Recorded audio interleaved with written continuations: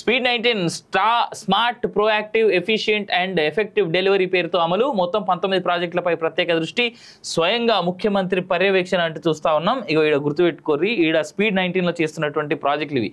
Musi river front development, satellite టౌన్ల అభివృద్ధి, metro రైలు విస్తరణ, జీహెచ్ఎంసీ పునర్వ్యవస్థీకరణ, రీజనల్ రింగ్ రోడ్ నిర్మాణం, హైదరాబాద్ సిటీలో ఎలివేటెడ్ కారిడార్లు, రాష్ట్రంలో కొత్త విమానాశ్రయాలు, ఢిల్లీలో తెలంగాణ భవన్ నిర్మాణం, మహిళా శక్తి పథకం అమలు, జిల్లా సమాఖ్య భవనాల నిర్మాణం, రెసిడెన్షియల్ స్కూల్ కాంప్లెక్స్ల నిర్మాణం, అమ్మ ఆదర్శ పాఠశాలల కమిటీల సంస్థాగత అభివృద్ధి, ఐటీఐలలో అడ్వాన్స్డ్ టెక్నాలజీ సెంటర్లు, కొత్తగా ఉస్మానియా ఆసుపత్రి నిర్మాణం, 15 కొత్త నర్సింగ్, 28 కొత్త పారామెడికల్ కళాశాలల నిర్మాణం, ఆరోగ్య పర్యాటకానికి ప్రచారం, ఎకో టూరిజం ప్రాజెక్టుల ప్రమోషన్, టెంపుల్ సర్క్యూట్ టూరిజం, మాదక ద్రవ్యాల నిరోధక వ్యూహాల అమలు అంటూ చూస్తా ఉన్నాం.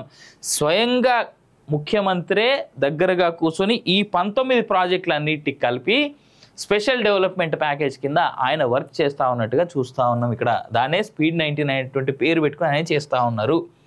మిసెస్ సౌత్ ఇండియాగా హైదరాబాదీ వర్షారెడ్డి అంట.